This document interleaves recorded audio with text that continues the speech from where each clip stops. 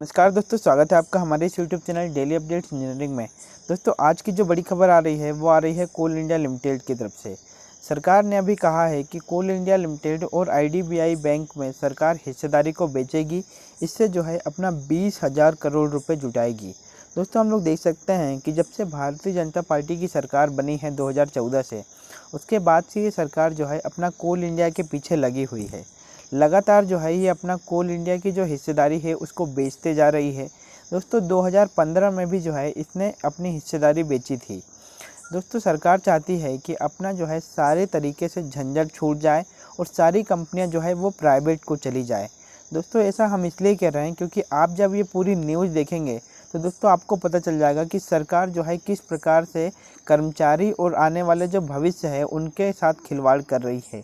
दोस्तों, जैसा कि हम लोग देख सकते हैं, सरकार ने जनवरी 2015 में कोल इंडिया में 10% की हिस्सेदारी बेच दी थी। इस बिक्री से जो है सरकार को लगभग 22,550 करोड़ रुपए मिले थे। दोस्तों, इसके बाद हम लोग देख सकते हैं कि इसका कहना है कि प्रोत्साहन पैकेज में इस्तेमाल हो सकती है यह राशि। इसके अलावा जो है इस साल जो लक्ष्य रखा गया है कि 2,10,000 करोड़ रुपए जुटाना है सरकार को। अपना कोल इंडिया, चाहे वो अपना बीपीसीएल हो, एयर इंडिया हो, रेलवे हो, कुछ भी बेच के जो है अपना 2 लाख रुपए कमाना चाहती है, 2 लाख करोड़ रुपए। दोस्तों, हम लोग देख सकते हैं केंद्र सरकार की तरफ से ये न्यूज़ आई कि दुनिया की सबसे बड़ी कोल उत्पादक कंपनी सीआईएल यानी कि कोल इंडिया लिमिटेड जो है और आईडीबीआई बैंक में सरकार अपनी हिस्सेदारी को बेचना चाहती है।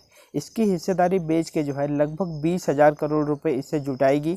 इसकी राशि इस्तेमाल जो होगी वो कोरोना के संकट में या कोरोना से लड़ने के लिए होगी। दोस्तों, ये ऐसा कहा गया है, जबकि हम लोग जानते हैं कि 2015 में भी जो है सरकार ने अपनी 10% की हिस्सेदारी बेची और उसको किस चीज़ में लगाया। दोस्तों, किसी भी चीज़ में नहीं लगाती है सरकार।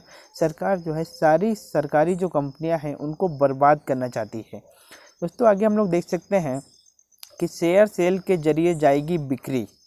ये जो रिपोर्ट है दोस्तों, ये ब्लूमबर्ग की रिपोर्ट है। ब्लूमबर्ग की रिपोर्ट जो है बहुत ही सच्ची रिपोर्ट मानी जाती है। दोस्तों, हम लोग देख सकते हैं कि किस प्रकार जो है सरकार अपना सरकारी कंपनियों को एक के बाद एक लगातार बेच रही है। दोस्तों, सबसे पहले जो है सरकार ने बनाया कि बीपीसीएल को बेचना है, रेलवे को बेचना है, कोल इंडिया को बेचना है, एयर इंडिया को बेचना है।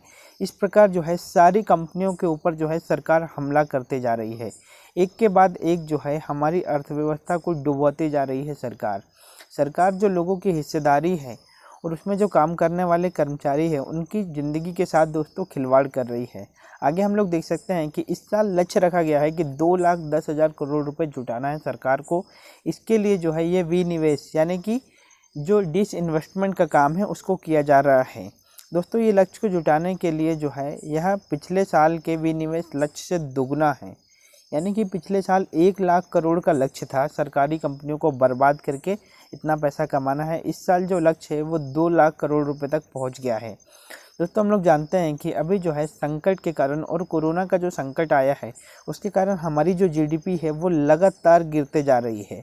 दोस्तों, कई जो वेबसाइट ने अनुमान लगाया है कि भारत की जीडीपी जो है वो लगभग 0% पर रहने वाली है।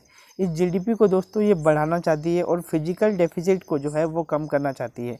फिजिकल डेफिसिट यानी कि सरकार के ऊपर जो कर्जा है दोस्तों उसको जो है वो कम करना चाहती है। दोस्तों, हम लोग जानते हैं कि सरकार से जो है किसी भी प्रकार से अर्थव्यवस्था नहीं संभल रही है।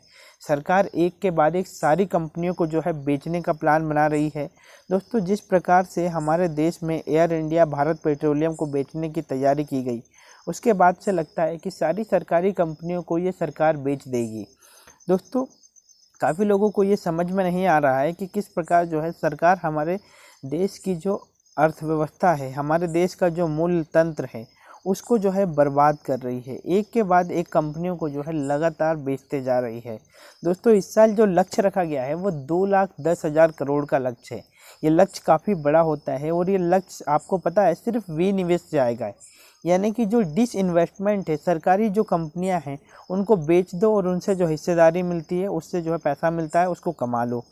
देख सकते हैं हम लोग कि आईडीबीआई बैंक में जो है सरकार की हिस्सेदारी लगभग 47% की है। इसके अलावा पिछले साल सरकारी कंपनी बीमा life insurance corporation of India limited LIC की ओर जो है अपना आईडीबीआई बैंक में 51% की हिस्सेदारी खरीदी थी। दोस्तों ये जो है लगातार बर्बाद करने की कोशिश की जा रही है। हम लोग देख सकते हैं कि इस खरीदारी के बाद जो है बैंक में सरकार की 47% हिस्सेदारी ही रह गई थी और कोल इंडिया में 66% हिस्सेदारी है। सरकार ने 2015 में कोल इंडिया में 10% की हिस्सेदारी बेच दी। इसके बाद सरकार को जो है लगभग 22,550 करोड़ रुपए मिले थे और इसके बाद सरकार ने लक्ष्य रखा है कि और 20,000 करोड़ कमाना है।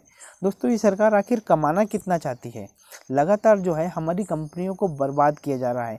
आने वाला जो फ्यूचर है, जो सरकारी कंपनियों में जॉब करना चाहता है, उनके भविष्य को ख़त्म करने की कोशिश करते जा रही है। दोस्तों हम लोग सोच सकते हैं कि किस प्रकार जो है हमारे देश को आज बर्बाद किया जा रहा है भारतीय जनता पार्टी के द्वारा। आगे हम लोग देख सकते हैं कि जीडीपी का जो परसेंट है वो लगभग 7% हो सकता है फिजिकल डेफिसिट। दोस्तों फिजिकल डेफिसिट या देश के कर्जे को ख़त्म करने के लिए ये तो सही कदम नहीं है कि हम अपनी ही सरकारी कंपनियों को बेच दें या हम अपने ही लोगों को बेच दें। दोस्तों क्या अपनी ही कंपनियों को बेचने से हम बहुत बड़े बन जाएंगे? दोस्तों आप लोग इस चीज़ के बारे में ज़रा सोच कर देखिएगा कि आखिर लगातार जो है ये सरकार कोल इंडिया पे आखिर क्यों वार कर रही है। इससे पहले भी हमने देखा कि सरकार ने जो है 41 कोल ब्लॉक्स को प्राइवेट को दे दिया। इसके बाद जो है लगातार ये हिस्सेदारी भी बेच रही है। इस प्रकार जो है सरकार की हिस्सेदारी ऑटोमेटिक ख़त्म हो जाएगी और सरकार का जो अपना दबाव है, वर्चस्व है, वो पूरी तरीके से ख़त्म हो जाएगा। तो दोस्तों आज के वीडियो में बस इतना ही। अगर वीडियो पसंद आए तो वीडियो को शेयर करें, वीडियो को लाइक करें और चैनल को सब्सक्राइब करना ना भूलें फ्रेंड। Thank you friends.